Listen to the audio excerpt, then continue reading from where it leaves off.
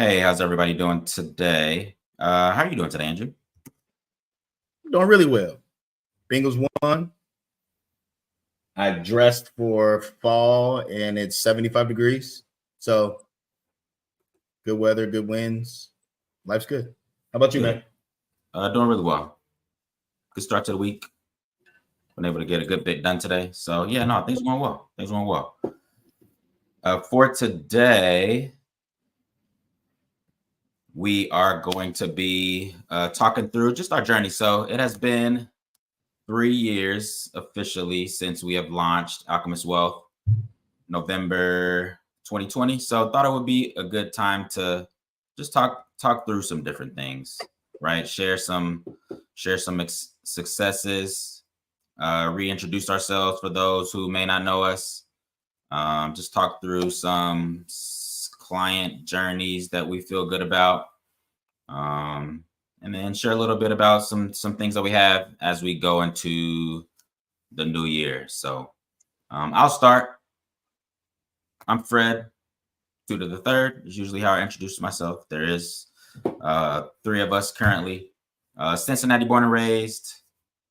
Went away to undergrad, Wittenberg University, which is about an hour north. Did business management with a concentration in finance, then came back to Cincinnati and went to Xavier for my MBA with a similar business management concentration in finance. And then out of there, I went into banking, which is where I was for 8 to 9 years. Ultimately, after branch banking, consumer deposits, business deposits, things like that, mortgage, investments, all those pieces that roll up into that. Ultimately, after doing that for 9 years, transitioned out primarily because I wanted to help people, specifically in our demographic, be more intentional with their spending.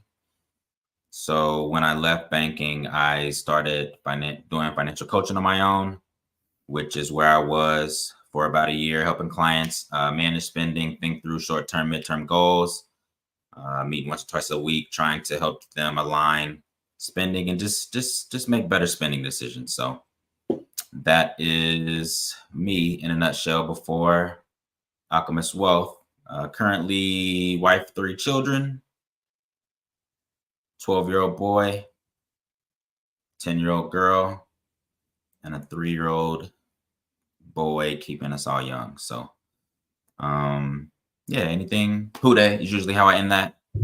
Anything you want to go ahead and share, introduce yourself, Andrew? Yeah. So my background is very similar.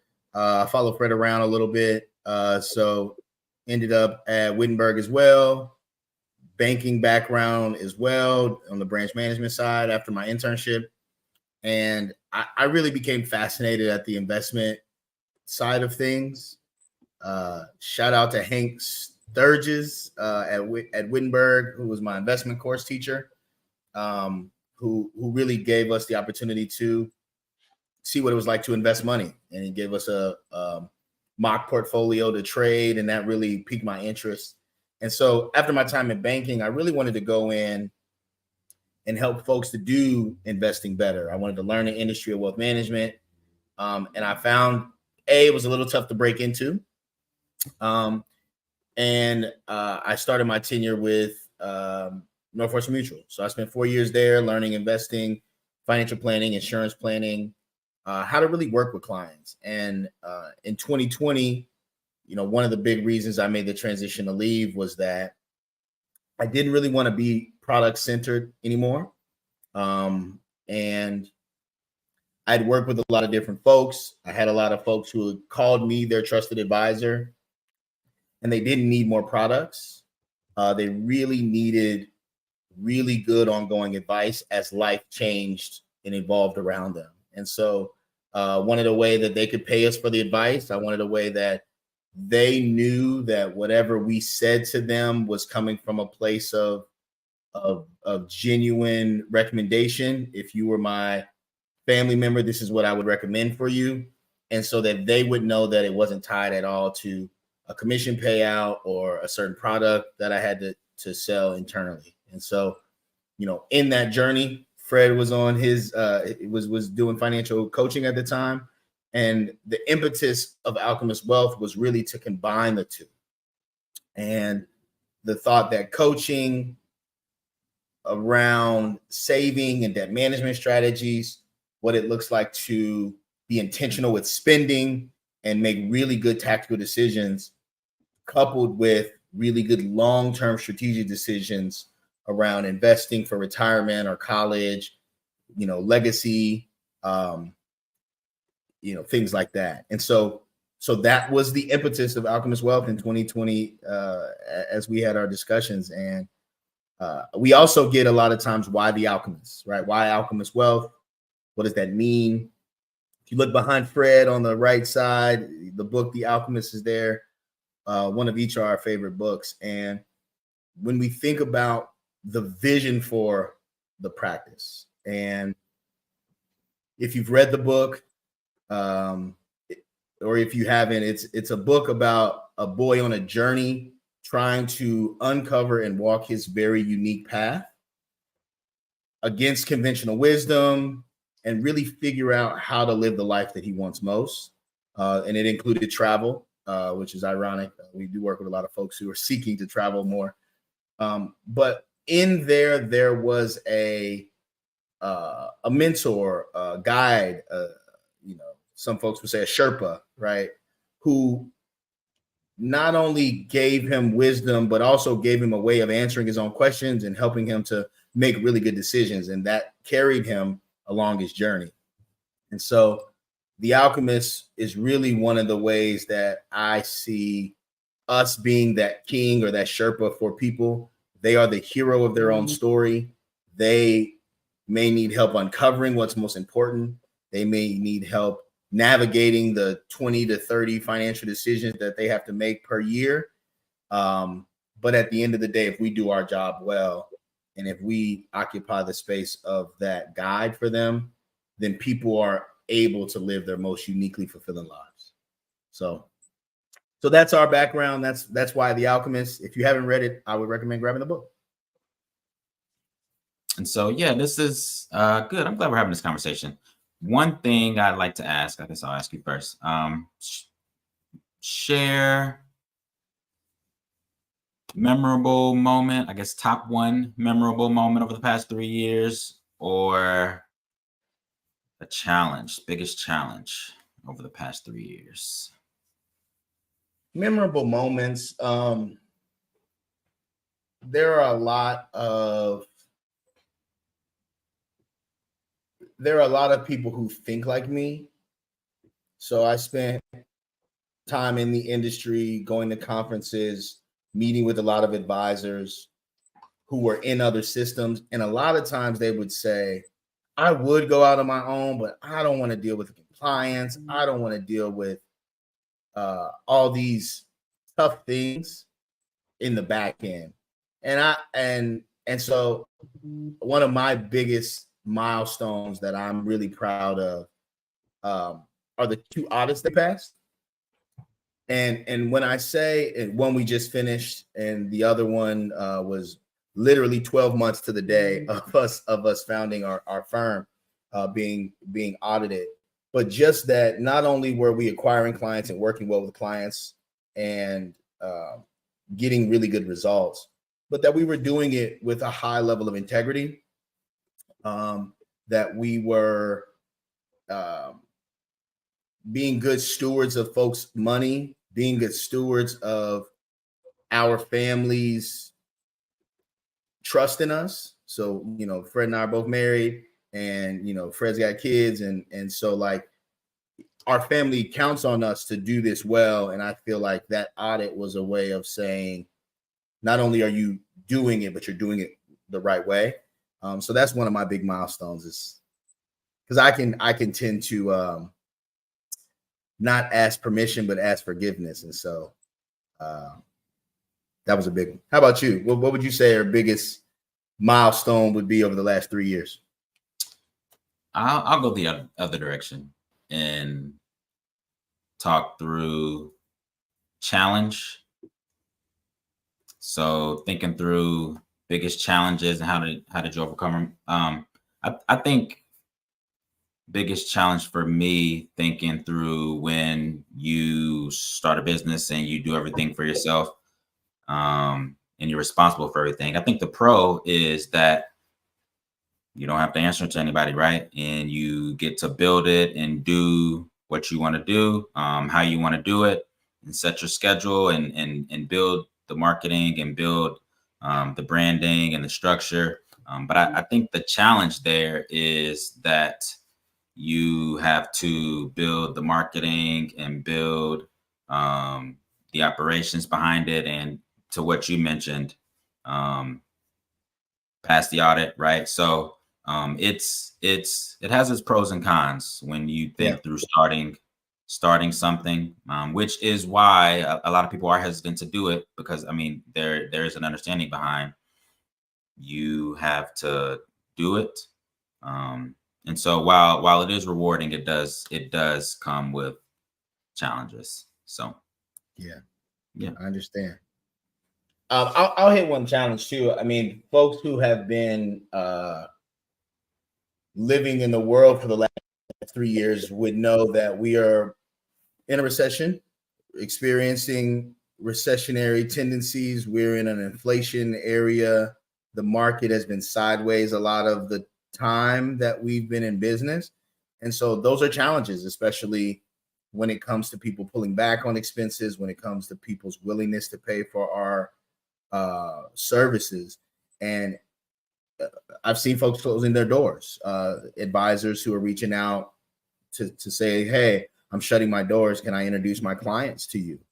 And so it's been really a point of pride for sticking together and staying the course through what are overall economic uncertainty and distress for some, not only the market, but also some of our clients who, experience layoffs or experience setbacks that really challenge them being able to retain us as clients. And so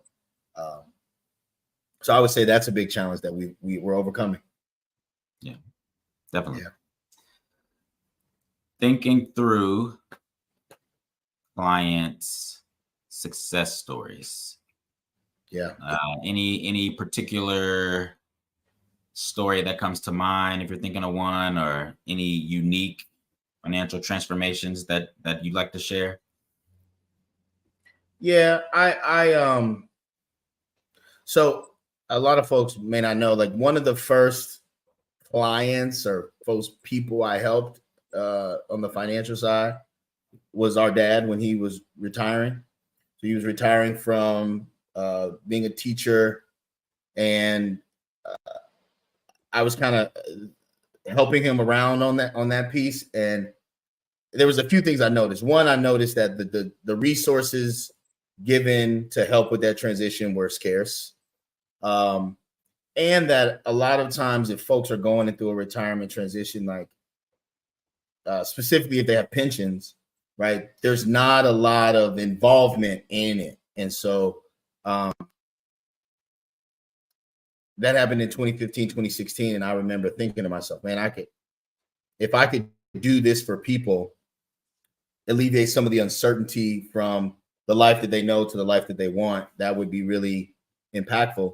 And one of my deepest experiences of satisfaction is working with clients who jumped from their 25, 30-year career into retirement area. And, one specifically, we won't, share personal information, but one specifically who had just worked a long time and had saved really well, but was just anxious about, do I have enough money? Anxious about what does this next stage look like? I still want to work, but I don't want to have to work. And we were able to just map out, first and foremost, they had enough to completely retire. And they didn't know that based on their expense level, that they had actually reached financial freedom. They had achieved financial independence. And there are very few times where I get to tell people that you have been diligent in earning and saving to a level that you can live for the rest of your life without having to work. And I think that is transformational. And even though they continue to do contract work, they did it differently, right? Somebody is not treating them right, they can choose to leave, or they can negotiate stronger, or they can, take more time off and just live a fuller life because they don't have to worry about money anymore. And so I would say that's my biggest client success story, is really helping somebody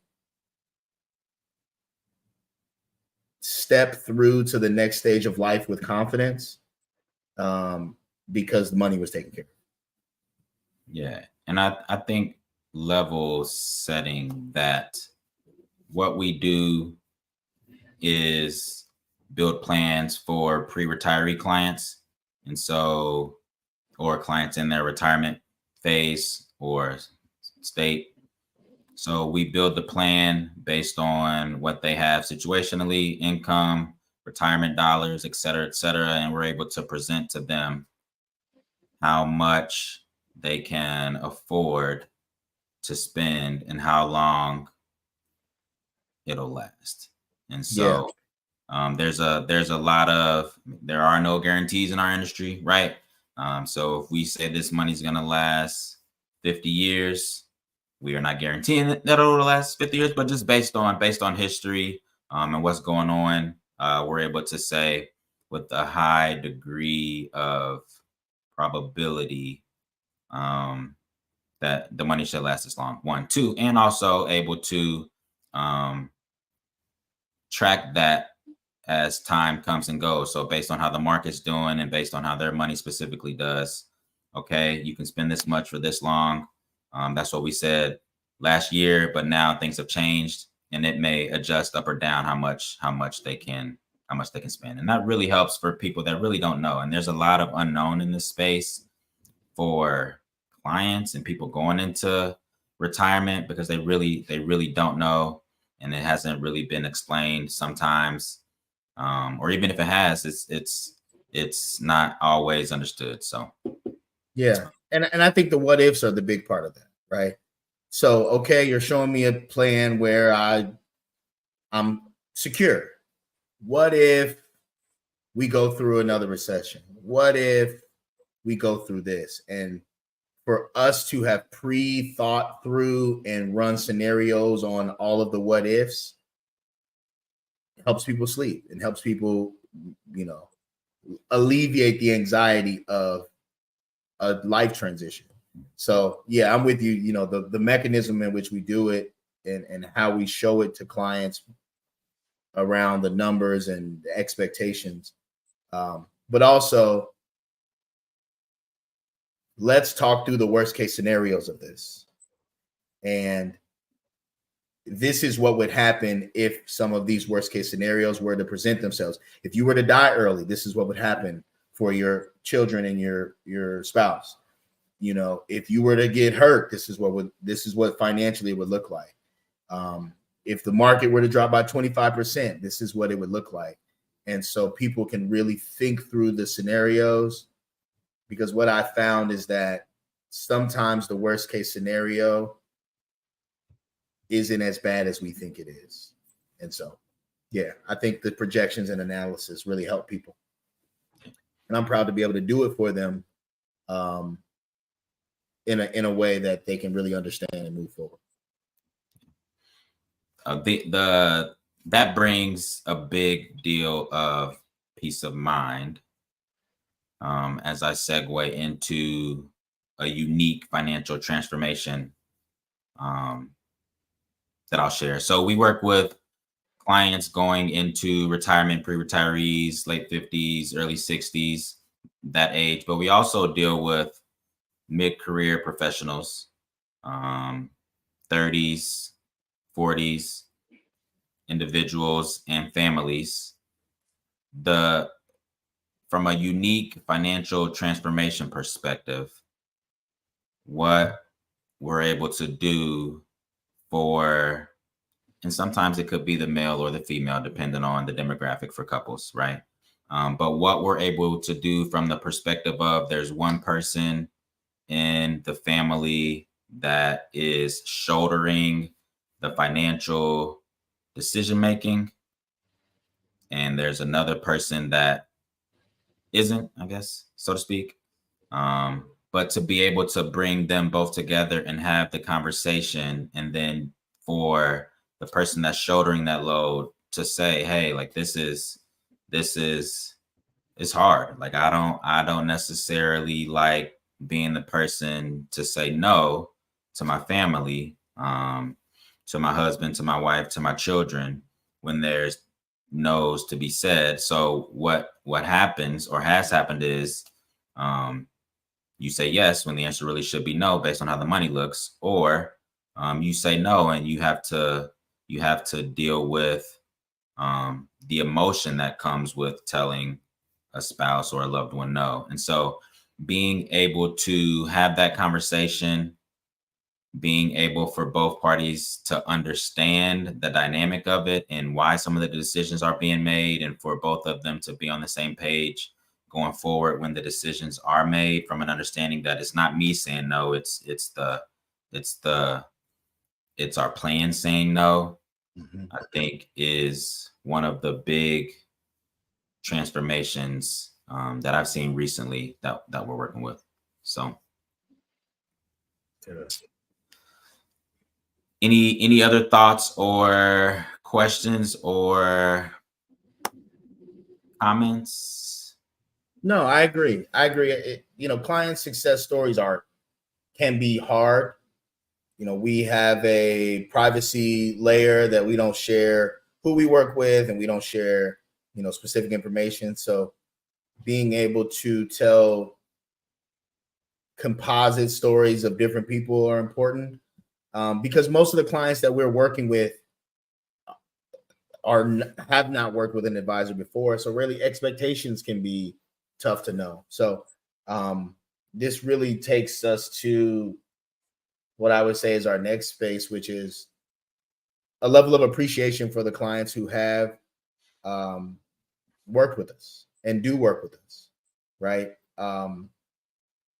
Thank you. It's a big deal, especially when we're in our first, second years of business, building out the concepts. And sometimes we are building it as we fly it, and trusting us enough. And most of it comes down to us as people, right? But trusting us enough to take our advice, ask for our advice, be open and transparent with their financial information, which can also be really tough. And so, we work with some wonderful families. We work with some wonderful clients, as young as probably, I think, 26, all the way up to as late as mid 60s. And all of them have in common that, they want to make good financial decisions. They want to do what's best for themselves and their family.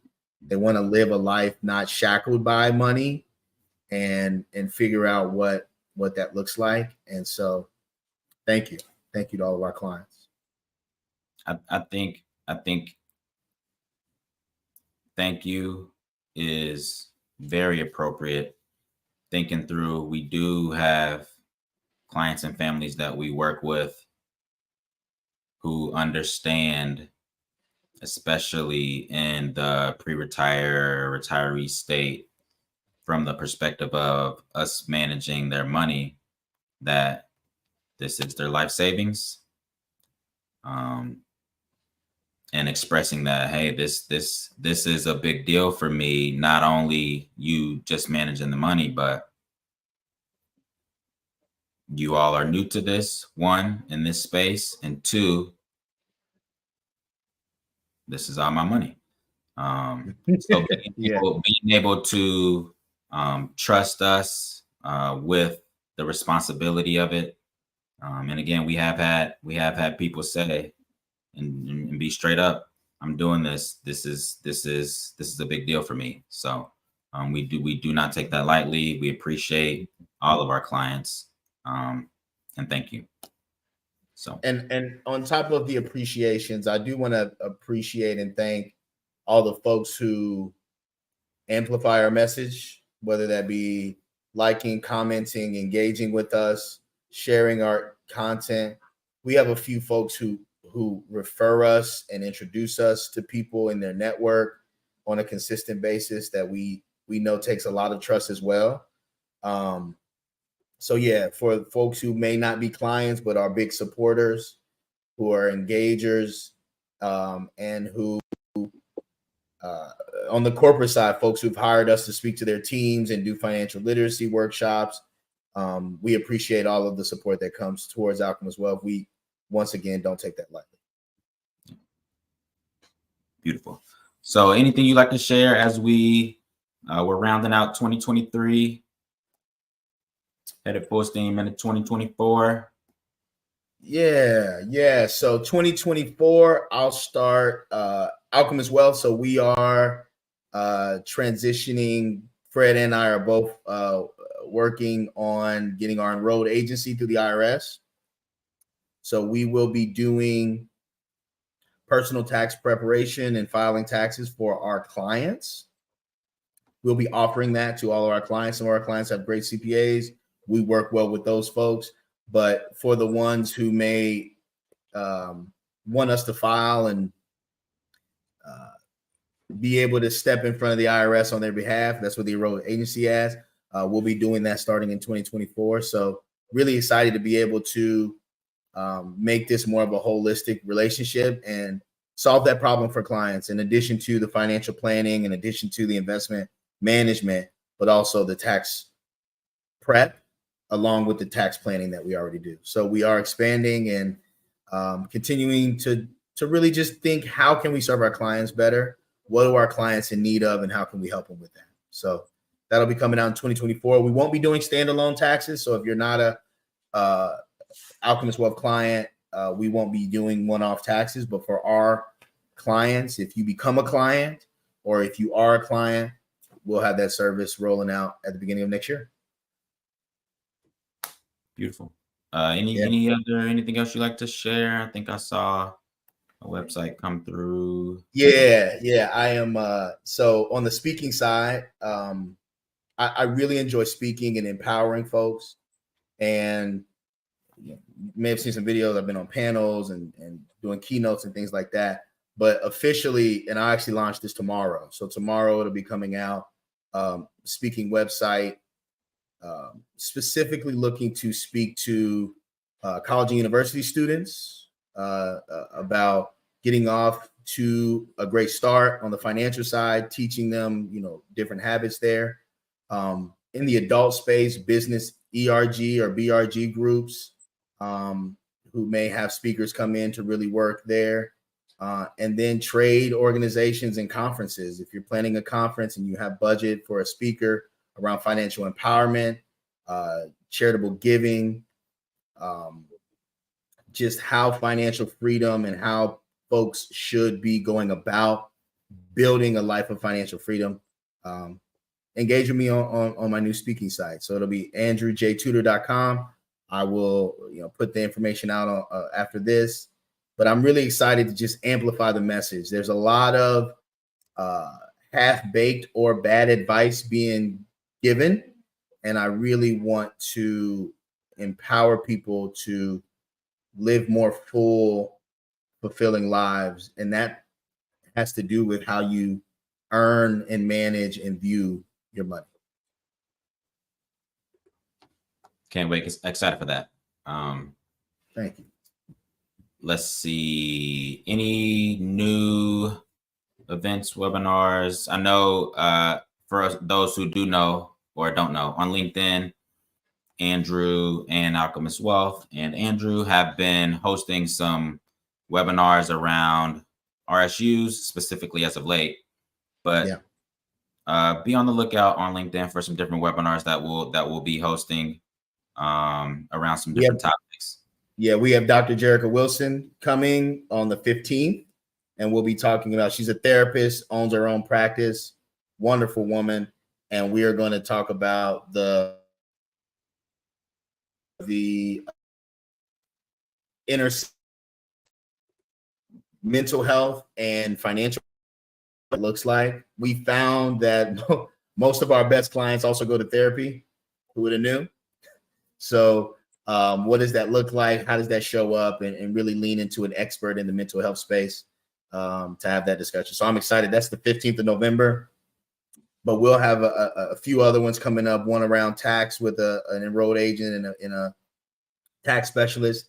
And then also one about how to manage burnout and how to avoid not only personal burnout from work and your career, but if you're in a leadership capacity, how do you create a culture that's anti-burnout and allowing people to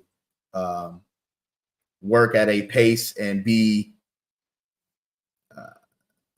a good employee without burning it on both ends and becoming completely overwhelmed and in a bad space. So those are all different webinars that'll be coming out. They'll be live on YouTube and they'll also be live on LinkedIn.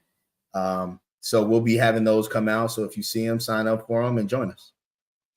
Also, if you have any topics that you're interested in or any guests that you would like for us to speak with and have a conversation with, feel free to share. Let us know. We love meeting new people, engaging with new people, expanding our minds, expanding all those things. So yeah, share, send them our way. We love to connect with them. Also going into the new year. So we've for a while have been wanting to find a way for individuals or couples or people that aren't necessarily in our target around building a financial plan. So they may not be able to work with us. So trying to find a way to still give them the ability to get some of their financial planning questions answered, create a plan for themselves. So working to roll out a course at the top of the year where you'll go through the process that we go through with our financial planning clients. So there's a handful of pieces in there. There will be some work involved, but ultimately an opportunity to grow financially, personally. It's not just all about money.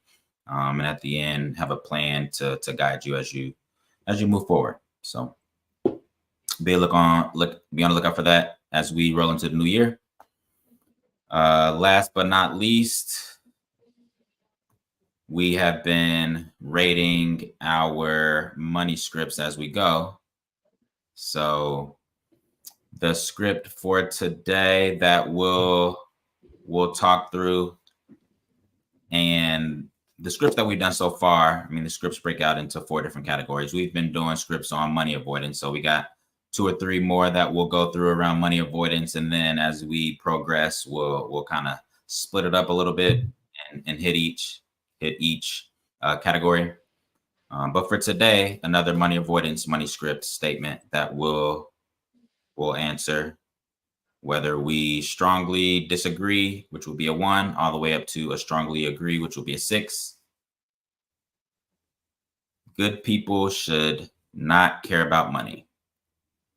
Good people should not care about money.